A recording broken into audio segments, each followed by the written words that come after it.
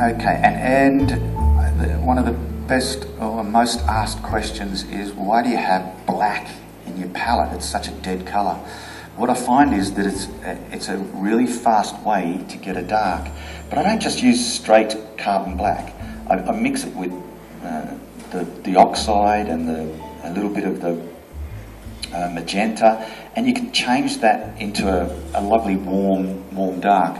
Now all I do now is pull out some of these highlights by painting the dark in around it. So I'm actually doing the old negative painting watercolourists thrive on. Well, when I stopped for a minute, we can use this paint on this palette all day.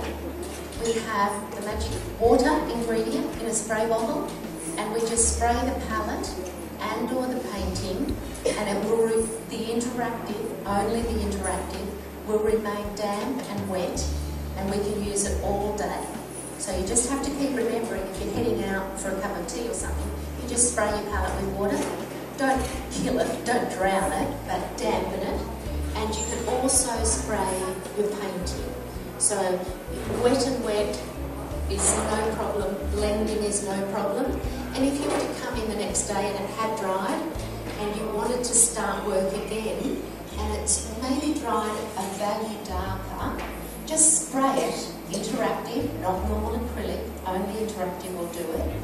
Spray it again with water, and it will go back to that colour or value that it was when it was damp. And then you can just mix again. Yeah, Jeanette? This painting is on Canvas. I'd like to check. Canvas. 100% cotton. Yes. And it's a lovely, thick, heavy weight canvas. We are quite happy to work on MDF board, which we prep really well with Chroma gesso. I like it because it has a bit of grit and a bit of tooth. Barry actually likes his to be slick, so we're either working on canvas. When we're travelling out in Central or overseas, we actually take a roll of canvas with us and then just cut off the section that we need, and then we roll it up and shoot it back to Art Scene, and they do all our work for us, stretching it, and then pouring our competition pieces. So it's kind of a really nice family that we have, where we have the paint and then Art Scene as well.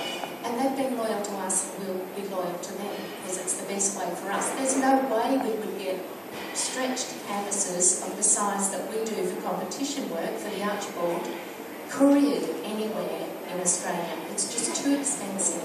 So we cut the canvas, roll it, and shoot it down to Art Scene. Paper, exactly the same. We can just put a binder on it. On a memento. Everyone's to talk. Yeah, but sometimes I can talk underwater, so I'll let him have So I just wanted to show a bit, like it's. Does it look all right on the screen? Does it look like there's highlight on the hair and all that sort of stuff? Is it okay? It only looks good because it's got plastic on that actual reference material. It was way too dark, and on a light side it should have highlights in it. So what you can do is, if you make a mistake, you go, I'll take that off, and I'm back to square one. There's my drawing again. So now I start again, and we can play around with this forever. And that's the beauty of it. I cannot make a mistake that's irreversible at this stage. So because of the fast medium fixer, what it does is it gives me a layer. It gives me a space. We sort of comment like it's glad wrap. Yes. We just put a layer like glad wrap over it. So each section, when we're teaching portraits, which is the hardest, I think, to teach because we're trying to get a likeness, we can fix just the eye if we want to. If we like it and we resolve that section, just coat it with a layer of fixer. And then each stage we can fix. So for that it's really, really good. There's also an added bonus too, that relatively speaking, this stuff is quite cheap, very economical. So I used to pack death when I got my precious tube of oil paint and squeezed it out. And if I had made a mistake and had to rub out all of that hair, I would have No, I wouldn't have worried about it, but the person I live with worries about it. And it's funny because we had to feed the children, so the cost of paint was a little bit scary when we tossed our jobs. We still had all 6 in education, and paint was not to be used freely. So this is really a lot of fun. It's great to use. It's just such good fun to use. all right, and what I do is just to keep it so that it's active all day long, I can squeeze out these little blobs. And that was one thing I used to say, be generous with the paint, don't squeeze out bird droppings. Whereas with acrylics now, I do actually squeeze out bird droppings. And I just keep it activated with, or active with water, just the magic water spray. And because I'm on the glass palette as well, it gets the little beads and it just stays for ages.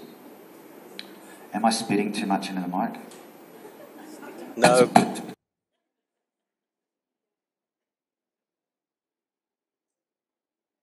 Oh, gee, I liked it before. Barry and I have quite a large studio at home. We're very, very fortunate. Barry has a tiny mat or carpet rectangle that he is able to sit on, and he's very much a tonalist, so he can sit there and get his values exactly right. I have the rest of the studio. And I have to go up and do this mark making and move back away, go up and do some more mark making. But we have learned over 14 years of teaching to make marks that are, I hope, appropriately placed, and try really hard to make those marks mean something. There's a lot of us that when we're learning, we do 15 strokes instead of 1. That makes that mark that comes from here that's actually you. So we can do these wonderful workshops, and I think it's fantastic for art scene to be here, to have all of us together where we're talking art day and night. But then it's really you guys going to practice, do some drawing practice, do some painting practice, and I don't really care what medium you're doing it in, just keep practicing. So anyone at Art Scene would be more than happy to give you help. They're very knowledgeable. Anyone to do with Chroma, David especially, very knowledgeable. And yeah, just have fun painting.